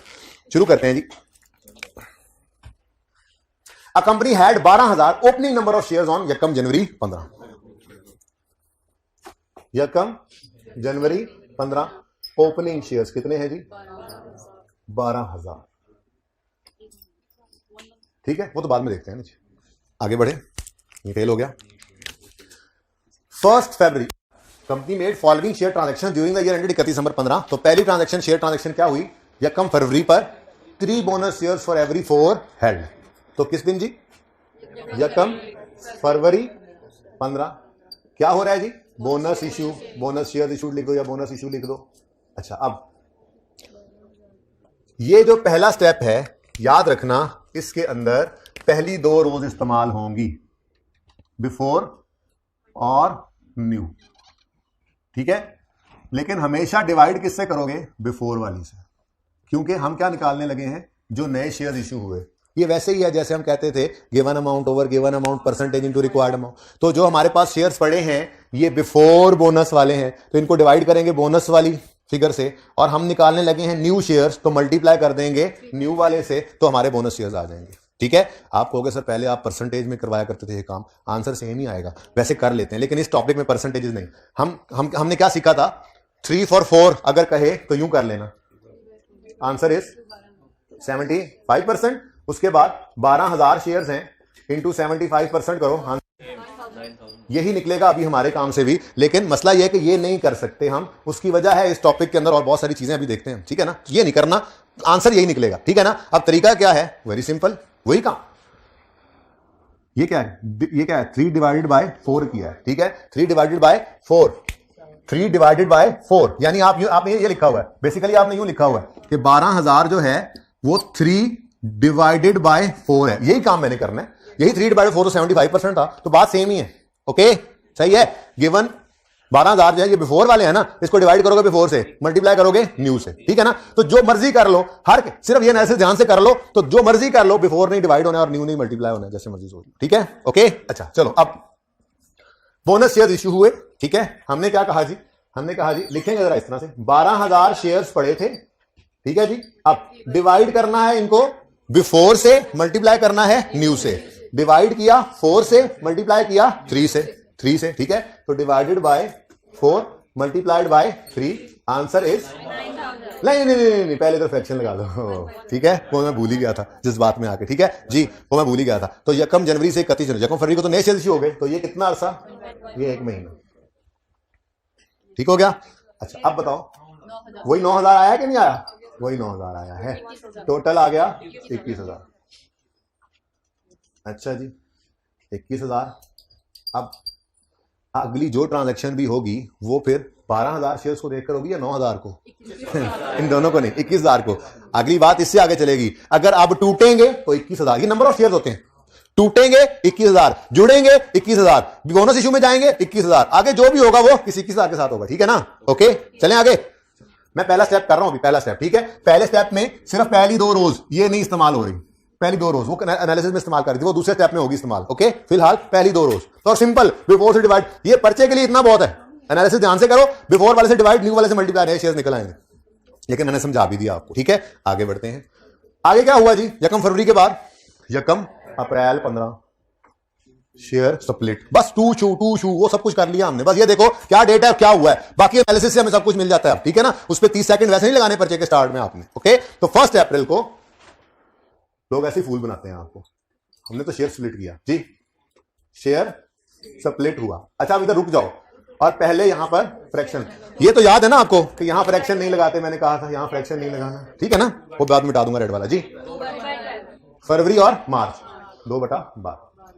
ठीक है, अच्छा अब बस छोड़ो, आंसर नहीं लिख रहे ना, खुदा ना खास्ता, अभी तो आगे बहुत कुछ होना है, इसलिए मैंने आंसर ही लिखा, ना ही ये कहा साथ साथ नोट करके। आप जिन्होंने आंसर तेजियां दिखाई है ना, वो दोबारा से काट के नया करेंगे। अच्छा नेक्स्ट क्या? Share split. अब शेयर स्प्लिट हुआ है तो 21,000 शेयर स्प्लिट होकर कुछ मजीद बढ़ जाएंगे, ऐसे ही है। अब 21,000 ये बिफोर स्प्लिट है, ठीक है ना?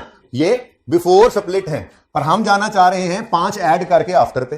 तो नए कितने शेयर इशू कर रहे हैं? तो मैंने कहा कि पहले स्टेप में हमेशा पहली 2 रोज यूज होंगी, और हमेशा ही बिफोर ने डिवाइड होना है और न्यू ने मल्टीप्लाई होना है। पर्चे के लिए रट्टा भी लग सकता है, लेकिन इतनी प्रैक्टिस कर लेना कि वो वैसे ही रट्टे में आ जाए। ठीक है ना? प्रैक्टिस ज्यादा कर लेना, लेकिन समझते अभी तो समझना ना। ठीक है, तो बिफोर से डिवाइड करोगे, ड्यू से मल्टीप्लाई, तो नए शेयर्स आ जाएंगे जो स्प्लिट की वजह से नए शेयर इशू करने। ठीक है, तो इधर देखो, divided by before, divided by 2, multiplied by new, multiplied by 5, तो कितने नए शेयर इशू किए? 5200। ठीक है जी, अब फिर टोटल करो 73,500। अब आगे जो कुछ भी होगा इनके साथ हो। ठीक है, आगे कुछ है या क्लोजिंग है? यकम सितंबर को भी कुछ है, शेयर कंसोलिडेशन, बस बस बस, आगे इधर नहीं पढ़ना, वो एनालिसिस में हुआ पड़ा। ठीक है, तो यहां आकर लिखा हमने 1/9/15 शेयर कंसोलिडेशन, 73,500 को पकड़ लिया आपने। अब वही बात, ये बिफोर कंसोलिडेशन है, तो डिवाइड करोगे 5 से, और हमें चाहिए कंसोलिडेशन में कितने लॉस्ट हुए, तो 1 से कर दोगे मल्टीप्लाई। वही बिफोर से डिवाइड, न्यू या लॉस से मल्टीप्लाई। नहीं गलत लिखा है कुछ, तो फिर एक बार बात तो पूरी करें, तो मैं आगे तो गलती होगी। ठीक है, तो बिफोर से अगेन बिफोर से डिवाइड किया और लॉस्ट से मल्टीप्लाई हो गया। ठीक है जी, बताएं। 14। अच्छा हाँ भाई वो सही कह रहे हैं, वो कह रहे हैं इधर तो फ्रैक्शन लगाना नहीं था, वो कह रहे हैं मोहतरम कि इस पे फ्रैक्शन लगा लें। ठीक है, ये अप्रैल मई जून जुलाई अगस्त 5 मंथ्स हैं, 5/12। ठीक है जी, अब बताओ 14,700 ब्रैकेट लगाएं, वेरी इंपॉर्टेंट। ये कम हुए हैं शेयर्स 73,000 से, कंसोलिडेशन की वजह से कुछ लॉस्ट होकर शेयर्स कम हो जाएंगे आफ्टर कंसोलिडेशन। ठीक है, तो सही है ना? कंपनी के कई मकासद हो सकते हैं जी इन कामों के। ठीक है, आप छोड़ें इस बात को, बस आपका तो इतना सही है जो बता दिया जी। 58800। अब बस इसके बाद कुछ नहीं है, तो बस अब आगे 31 दिसंबर लिखने की जरूरत नहीं है। ठीक है, तो बस ये 31 दिसंबर तक यही बैलेंस रहेगा, तो 9, 10, 11, 12 4 महीने इंटू 4/12। यहां पे तो फ्रैक्शन नहीं ना लगा। ठीक है, चलें जी, ये स्टेप 1 था, दिस इज ओवर। आप इधर नहीं देखेंगे, इधर देख के जल्दी से करें, 2 मिनट देता हूं। उनसे तो मैंने हाइब्रिड और ऑनलाइन से छुपा लिया सोल्यूशन, आप लोगों ने, आप मेरे सामने हैं, आप इधर देखें, खबरदार किसी ने इधर देखा तो 2 मिनट बाद निवेशक देख लीजिएगा, इधर जल्दी करें, मैं देख रहा हूं, कोई इधर ना देखे, मेरी तरफ भी नहीं देखना बहाने से, मेरे पीछे है, उधर देखो।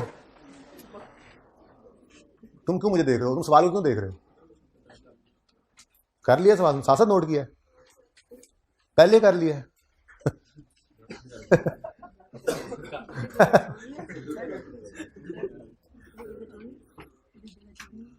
जी बेटा जगह छोड़नी है। मैंने कहा है कि ये वर्किंग इधर इधर ले भाई, ये जो वर्किंग है ये मैंने जैसे कहा यहाँ पे कम से कम 3-4 फ्रैक्शन और आने हैं, इतनी जगह हो, ठीक है। हाँ बस अंदाजे से फ्रैक्शन छोटे छोटे होते हैं, लग जाएंगे, कोई मसला नहीं, ले जाओ उधर।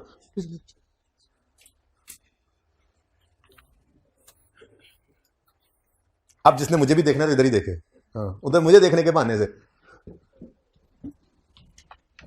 सवाल पूछने के बहाने से। सर इधर बताइएगा ना, ये बताइए साथ, ठीक है। फायदा मुझे स्लो करवाने का ये सवाल, यानी स्टेप 1 में, यानी हम जब ये देखते हैं कि बोनस या स्प्लिट या कंसोलिडेशन में शेयर्स की अंदर चेंज कितनी आई है, उसके लिए पहली 2 रोज इस्तेमाल होती हैं। बिफोर से डिवाइड, न्यू या लॉस से मल्टीप्लाई, इतना सा काम है। और डेट देखकर फ्रैक्शन लगाना है, वो कल का काम सीखा हुआ है, तो जल्दी कर लो बच्चों, मुश्किल काम अभी रहता है, थोड़ा सा देख लो।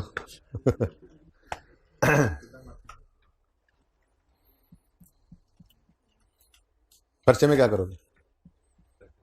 अच्छा यार सॉरी, मैं तो चाह रहा हूँ कि दस्ती कॉन्फिडेंस आया हूँ यार, एक बार भी हमने तो कोशिश की, सही होगी। चलें जी, एक नजर जरा हाइब्रिड वालों को और ऑनलाइन वालों को वो दिखाकर वापस लाएं। ये अगली रो लाइट्स की ऑफ नहीं है, ये रिकॉर्डिंग में क्वालिटी खराब तो नहीं आ रही होगी, देख लो आमिर भाई, बोर्ड के ऊपर जाती हैं वो। अच्छा ये मुझे आज दिखानी है वीडियो आपको, एकदम से शक पड़ गया।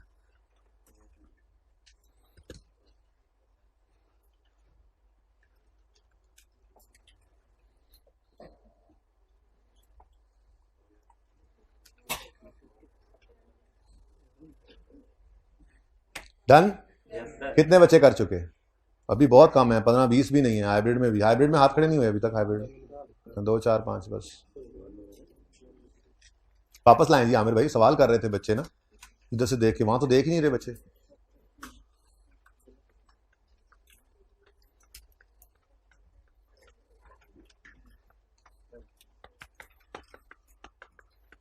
एनालिसिस एडा ਵੱਡਾ ਵੱਡਾ ਕਰ ਲਿਆ ਭਾਵੇਂ ਤੁਸੀਂ, weighted average ਨੇ ਨਿੱਕੀ ਜਿਹੀ ਜਗ੍ਹਾ ਤੇ ਕਰ ਰਹੇ।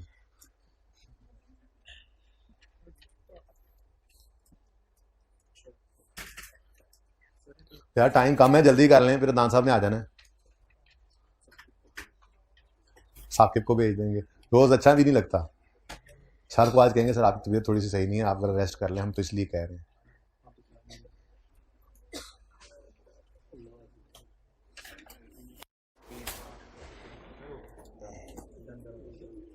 बहुत अच्छी बात है जी, अगर हो गया।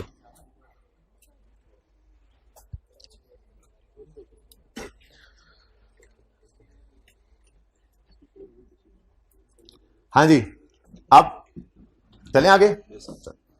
अच्छा बच्चों, अब एक मसला है, जो मसला मैंने थोड़ी देर पहले आपको एग्जांपल एमए में बताया था कि ये बोनस और स्प्लिट और कंसोलिडेशन जब आए तो अज्यूम करना ये साल, ये हमेशा से थे। अब अगले सवाल में ना हमने इसी सवाल से वेटेड एवरेज शेयर्स उठाकर अगले सवाल में ईपीएस निकालनी है। ईपीएस निकालनी है 15 की भी और 14 की भी। अब 14 में तो आपने इनको अज्यूम कर लेना है कि ये हमेशा से थे, लेकिन क्या 15 में भी आज जरूरत नहीं पड़ रही है इसकी? थोड़ा थोड़ा ध्यान से देखो, मैंने उसूल क्या लिखवाया था, अगर बोनस स्प्लिट कंसोलिडेशन आ जाए तो अज्यूम करना ये शुरू से हैं, स्टार्ट से हैं, ठीक है। तो पिछले साल में तो आपने इनको अज्यूम कर लेना है कि ये सारे के सारे हैं, लेकिन क्या इस साल में भी गड़बड़ नहीं है कि ये कंसोलिडेशन के बाद वाले शेयर्स जो हैं ये तो 1/9 को हुए हैं। हम कह रहे हैं ये कंसोलिडेशन हमेशा से है, तो इस कंसोलिडेशन को तो फिर इस साल के भी शुरू तक अज्यूम करना पड़ेगा। ये वाले शेयर्स आफ्टर बोनस इशू हैं, लेकिन स्प्लिट और कंसोलिडेशन से पहले हैं। हम कहेंगे इनके ऊपर भी असर डालो कि ये पूरे साल पे चला जाए। बात, प्रॉब्लम समझ आई है? सोल्यूशन तो बताता हूं, प्रॉब्लम समझ आई है। एक तो ये है कि बोनस स्प्लिट कंसोलिडेशन को हमने उसूल बना लिया था वहां पे एग्जांपल एमए में कि हमने उसको अज्यूम करना है ये हमेशा से थे। अब उस एग्जांपल में मैंने क्या लिखा था ऊपर कि कंपनी ने साल के पहले दिन 2000 बोनस शेयर इशू किए हैं, तो इसलिए इस साल में उसको साल के पहले दिन लेकर जाने की जरूरत नहीं पड़ी, और पिछले साल में हमने सिर्फ ऐड कर दिया था वो 10 और 11 में। लेकिन यहां पे क्या मसला है, यहां पे वो एग्जांपल एमए में, लेकिन यहां पे क्या मसला है, यहां पे बोनस स्प्लिट कंसोलिडेशन साल के पहले दिन नहीं हो रहे कि ये सारा साल के ऊपर आ जाएंगे खुद ब खुद। तो इसका मतलब हमें फिर इनको साल के पहले दिन तक ले जाना है, यानी इस साल में भी अज्यूम करना है कि ये पूरा साल रहे, इस साल में भी अज्यूम करना है कि ये पूरा साल रहे। अब ये करना कैसे है, ये बड़े ध्यान से आपने देखना है। मेरा सवाल, मेरे सवाल से पहले मुझे ये जगह चाहिए, क्योंकि यहां पे मैंने उसका जवाब भी लिखना है जी। मुझे ये बताएं कि ये जो 58,800 शेयर्स पड़े हैं, क्या इन शेयर्स में बोनस शेयर्स का इशू पड़ा है? बोनस शेयर का असर पड़ा हुआ है, स्प्लिट का पड़ा हुआ है, कंसोलिडेशन का पड़ा हुआ है। इसका मतलब इसमें बोनस, सर्फ एक्सेल, एरियल सारे पड़े हैं, ऐसे ही है। तो इसमें बोनस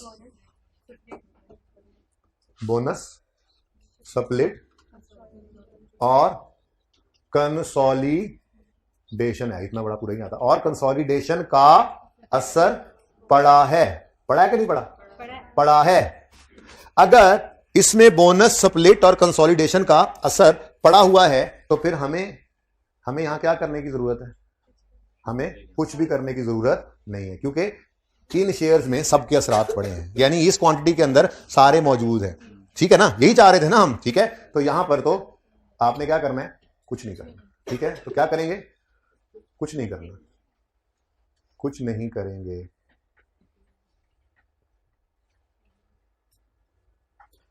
ठीक है, तो यार ये कांटे कटो, इन्हें किन्ने को कांटे नजर नहीं आ रहे? नहीं जी, अच्छे लग रहे थे। अभी आपको थोड़ी देर में ना ऐसे ऐसे आपने तारे गिनने सबने, ठीक है, इसलिए ध्यान से सारी फजूल चीजें मैंने हटा दी जी। इसमें बोनस भी पड़ा है, स्प्लिट भी पड़ा है, कंसोलिडेशन भी पड़ा है, इसलिए हमने कुछ नहीं किया। ठीक है, आगे बढ़ते हैं, एक स्टेप ऊपर जाते हैं। ये 73,500 शेयर्स भी तो पड़े हैं। ठीक है, इनके बारे में फरमा दें, इनमें क्या पड़ा है और क्या नहीं पड़ा? इन शेयर्स में बोनस का असर भी आया पड़ा है, स्प्लिट का भी आया पड़ा है, लेकिन कंसोलिडेशन का असर नहीं है। लिख लेते हैं,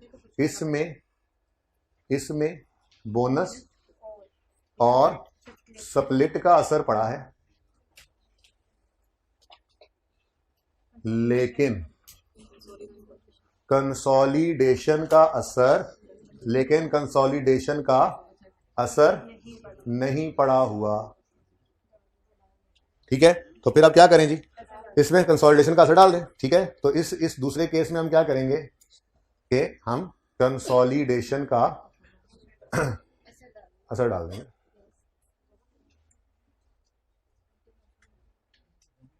अब बच्चों इधर देखो, ये shares after bonus and split हैं, ये shares after bonus and split हैं, लेकिन आफ्टर कंसोलिडेशन नहीं है। हम चाहते हैं कि ये वाले शेयर्स आफ्टर कंसोलिडेशन भी हो जाएं। बात समझ रहे हैं? इसका मतलब ये बिफोर कंसोलिडेशन है, हम चाहते हैं ये आफ्टर कंसोलिडेशन बन जाएं। ये स्टेप 2 जब शुरू होगा बच्चों, तो स्टेप 2 में पहली और तीसरी रो का यूज चलेगा, और अगेन रट्टा पर्चे में पास करने के लिए डिवाइड हमेशा बिफोर नहीं होना है। सुकून जिंदगी में, बस एनालिसिस करो, सवाल हो जाएगा। लेकिन अभी तो मैं समझा भी रहा हूं एक एक चीज। ठीक है, तो वैसे तो रट्टा भी लग सकता था, बस ये कर लो 5 मिनट 10 मिनट में सवाल हो जाना था। ठीक है, लेकिन सुकून से समझाया आपको। क्या इसमें बोनस, स्प्लिट, कंसोलिडेशन सब पड़े हैं। ये शेयर्स में बोनस और स्प्लिट तो है, कंसोलिडेशन इसके बाद हुई है, तो इनमें कंसोलिडेशन का असर नहीं है। हम चाहते हैं कि इनमें भी कंसोलिडेशन का असर आ जाए, तो ये है बिफोर कंसोलिडेशन। हम चाह रहे हैं ये बन जाएं आफ्टर कंसोलिडेशन। ये है बिफोर कंसोलिडेशन, हम चाह रहे हैं कि बन जाएं आफ्टर कंसोलिडेशन। तो डिवाइड करेंगे बिफोर कंसोलिडेशन वाले से, मल्टीप्लाई करेंगे आफ्टर कंसोलिडेशन वाले से, तो इसका असर भी आ जाएगा इन पे। ठीक है, तो इधर देखो, यहां पर एक फ्रैक्शन लगेगा, इसमें हम डिवाइड करेंगे बिफोर ना वो वहां से देखा करो, बोला ऐसे करो, ये बिफोर कंसोलिडेशन है, हम चाह रहे हैं आफ्टर पे आ जाए, तो जिस पे है उससे डिवाइड करेंगे ना। ठीक है, तो बिफोर कंसोलिडेशन है तो बिफोर वाले से डिवाइड करो 5, और आफ्टर कंसोलिडेशन पे लाना है तो मल्टीप्लाई कर दो 4 से। ठीक है, लेकिन अगली बात तो आपको पता होनी चाहिए, अगर ये बिफोर कंसोलिडेशन थे तो क्या ये नहीं थे? इसका मतलब ये तो जाएगा तोड़ो तोड़, टापो टाप, नैरो नैर, बारो बार। ठीक है, अब देखो, ये after split, after consolidation, after bonus था, ये आफ्टर बोनस, आफ्टर स्प्लिट था, अब ये आफ्टर कंसोलिडेशन भी हो गया। ठीक है, ये आफ्टर बोनस था, आफ्टर बोनस था, बिफोर स्प्लिट था। अभी स्प्लिट पे तो गया नहीं ना मैं, उस पर यहीं पर रोके, स्प्लिट अभी करवाना है, वापस आए। कंसोलिडेशन का असर सब पे पहुंचा या नहीं पहुंचा, चेक करते हैं जी। ये after bonus, after split, after consolidation था। ठीक है, कुछ नहीं कहा, इसको पकड़ा, तुम बिफोर कंसोलिडेशन हो, इसको कर दिया हमने आफ्टर कंसोलिडेशन। अब ये after bonus, after split, after consolidation, ठीक है। ये आफ्टर बोनस और आफ्टर कंसोलिडेशन तो हो गया, अभी स्प्लिट का असर रहता है। चलो अब आगे चलो, अगली दफा फिर लिखता हूं ये बात। ये शेयर्स बताओ जी, ऐसे इसमें सिर्फ किसका बोनस पड़ा है? इसमें सिर्फ किसका असर पड़ा है? ठीक है, बोनस का असर पड़ा जी। इसमें सिर्फ यार साकिब को बुलाया यार, टेंशन हो रही है, 7 मिनट रह गए, लीगल वाले सर से पूछ ही ले। वैसे जरूरत नहीं पड़ेगी, लेकिन एहतियातन अच्छा होता है, मैं रिलैक्स हो जाता हूं जी। इसमें असर पड़ा है, इसमें सिर्फ बोनस का असर पड़ा है, इसमें सिर्फ बोनस का, बाबा जी को बुलाएं, असर पड़ा हुआ है, इसमें सिर्फ बोनस का असर पड़ा है। अब हमें क्या करना पड़ेगा, इसमें स्प्लिट और कंसोलिडेशन का असर डालना पड़ेगा, ठीक है जी। तो अब क्या करेंगे, इधर हम क्या करेंगे, स्प्लिट और कंसोलिडेशन का असर डाल दें। अब इधर देखें बच्चों, कंसोलिडेशन का असर तो इस पे हमने ऑलरेडी डाल दिया है। अब हमें क्या करना है, इसके ऊपर स्प्लिट का असर डालना है। अब ये बिफोर स्प्लिट है, हम चाहते हैं आफ्टर स्प्लिट बन जाए। पहली और तीसरी रो यूज होनी है, डिवाइड बिफोर से होना है, वो बस वैसे ही चलना है, ठीक है। तो ये बिफोर स्प्लिट है, आफ्टर स्प्लिट पे ले जाना है, डिवाइड करेंगे बिफोर स्प्लिट से, मल्टीप्लाई करेंगे आफ्टर स्प्लिट से, तो डिवाइडेड बाय 2 मल्टीप्लाइड बाय 7। और ये अगर बिफोर स्प्लिट पड़े थे तो ये तो पहली बार है, ये तो बिल्कुल ओपनिंग वाले हैं, तो ये ऊपर भी चला जाएगा। सुभान अल्लाह, ठीक है। अगली बात ओह सॉरी वो जरा जी खुशी में। अब ये भी गया, अब इसकी बात करो, इसमें ना बोनस है, ना स्प्लिट है, ना कंसोलिडेशन है। कंसोलिडेशन भी आ गई, स्प्लिट भी आ गया, रह गया सिर्फ बोनस। चलो बोनस तो आसान है, बोनस ये बिफोर बोनस है, ये स्टेप बाय स्टेप चलेंगे तो हो जाना है। अगर एक एक को देखा तो फिर गए, ठीक है। अच्छा तो ये बिफोर बोनस हैं, हम चाहते हैं आप बिफोर स्प्लिट भी है तो आप आफ्टर स्प्लिट हो गए, बिफोर कंसोलिडेशन भी है, आफ्टर कंसोलिडेशन कर दिया हमने, रह सिर्फ क्या गया, बोनस, ठीक है। तो ये बिफोर बोनस हैं, जाके बैठ, बिफोर बोनस हैं, हम चाहते हैं कि ये आफ्टर बोनस पर आ जाएं। अगेन डिवाइड बिफोर वाले से, ठीक है। तो divided by 4 before bonus multiplied by 7, ठीक है जी। लो भाई बस सवाल खत्म हो गया, ठीक है जी। सवाल खत्म हो गया जी। बताओ टोटल 4906 वालों कैलकुलेशन करना सीख लो जी। 98 तो है ना, बोल फिर 9800 पूरा बोल यार, जो बोलना ही है, इतना आवाजार क्यों है मुंडिया जी। जी 24,500,19600 ग्रैंड टोटल बताएं। अब ये ना कहना है काम किया ही क्यों सर। ये हर सवाल में नहीं होना भाई, सही कह रहे हैं। ये सिर्फ इसलिए ऐसा हुआ है, ये दोनों बराबर आए हैं क्योंकि मार्केट प्राइस पे शेयर्स इशू नहीं हुए थे। जिस वक्त मार्केट प्राइस पे शेयर्स इशू हो जाएं तो ये बराबर नहीं रहते, ठीक है ना। तो ये क्योंकि सिर्फ अलग करके 3 चीजें सिखाई हैं, इसलिए इसमें यहां पर अप्लाई हो गया ये मामला, ओके। ठीक है ना, हाँ, वरना ऐसे होता नहीं है। अच्छा सुनो, यहां पे मैंने यूं करके ये नहीं लिखा कि इसमें किसी चीज का असर नहीं है, वो पता है ना आपको, तो ये एक एडिशनल फ्रैक्शन इसी वजह से लगा हुआ, ओके। कैसा रहा? हाँ, बस इसको ना घर पे जाके ना इस सवाल को आप बेशक इसी सवाल को एक बार फिर कर लेना। वैसे इससे अगला जो सवाल है ना, उसमें बाकी सब कुछ है, मार्केट प्राइस पे इशू भी बीच में डाल दिया है। तो इंशाल्लाह जो होमवर्क वाला 7वां सवाल है ना, उसमें ये दोनों बराबर नहीं आएंगे, ओके।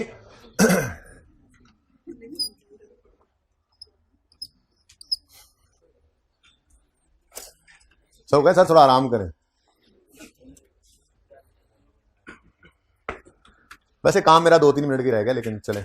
हाँ जी, इसको ना चले सर से, 5 मिनट मिलेंगे तो 2-3 मिनट का काम रहता है, तो फिर जो 2-3 मिनट बाकी हैं उनमें मैं एक बार जरा दोबारा बता दूं, ठीक है। सबसे पहला काम हमने क्या किया, सबसे पहला काम एनालिसिस, ये आसान काम था, ठीक है। उसके बाद स्टेप 1 में हमने क्या किया, पहली 2 रोज को यूज करके जो शेयर्स नए इशू हुए हैं या कैंसिल हुए हैं वो निकाले। उसके लिए हम क्या करते थे, उसके लिए हम इन शेयर्स को पकड़ते थे और बिफोर से डिवाइड करके न्यू या लॉस से मल्टीप्लाई कर देते थे और पुराने हिसाब से ही फ्रैक्शन लगा लिया। ये आसान काम था, उसके बाद फिर थोड़ा मुश्किल काम शुरू हुआ। उसमें हमने क्या किया, हमने कहा इसमें तो सबके असरात पड़े हैं, कुछ ना करें, लेकिन इन शेयर्स में कंसोलिडेशन का असर नहीं है, तो ये बिफोर कंसोलिडेशन है, आफ्टर पे ले जाएं, तो बिफोर कंसोलिडेशन है तो डिवाइड बाय 5, आफ्टर कंसोलिडेशन 4 पे ले जाना है तो मल्टीप्लाई किया, फिर इसको ऊपर भी असर पे फेंक दिया इसको, ठीक है। फिर इधर आए, इधर आके हमने क्या कहा, ये तो हो गए, ये जो है इनमें ना स्प्लिट पड़ा है ना कंसोलिडेशन पड़ी है, तो कंसोलिडेशन तो आ गई थी, अब स्प्लिट की बात करते हैं। ये बिफोर स्प्लिट थे, आफ्टर स्प्लिट लाना है, ये बिफोर स्प्लिट थे, आफ्टर पे लाना है, डिवाइडेड बाय बिफोर वाला और आफ्टर वाला जो है उससे मल्टीप्लाई किया, ये आफ्टर स्प्लिट बन गया, इसके ऊपर भी लगा दी क्योंकि इसमें भी स्प्लिट नहीं पड़ा था, ठीक है। फिर इस पे आए तो हमने कहा इसमें तो कुछ भी नहीं पड़ा, ना बोनस ना स्प्लिट ना कंसोलिडेशन, तो ओपनिंग है, तो बोनस स्प्लिट और कंसोलिडेशन तो आ गए थे, बोनस रहता था तो यहां पे सिर्फ बोनस का असर डाल दिया, तो फिर हमारे पास ये weighted average number of shares आ गए, ठीक है। अब क्वेश्चन नंबर 6 देखें। इसी के बड़े नंबर होते हैं, अगर ये 8 नंबर का सवाल होगा, ये दोनों मिलकर एक सवाल बनेंगे ना, 8 नंबर का सवाल होगा तो शायद 4 से ज्यादा नंबर तो इस वर्किंग के होने, ठीक है। बाकी तो ये देखो, ये तो 3 लाइनों का सोल्यूशन है, ठीक है, ये सोल्यूशन नहीं देखना। अच्छा, इसमें ना एक और लिखा हुआ है, ये कल समझाऊंगा, ये एक शॉर्टकट है, अभी शॉर्टकट्स पे नहीं जाना, जिंदगी में पहले चीजें सीखते होते हैं, शॉर्टकट बाद में होता है। आपने काट नहीं देना, आपने सिर्फ छुपा देना है, ओके ओके।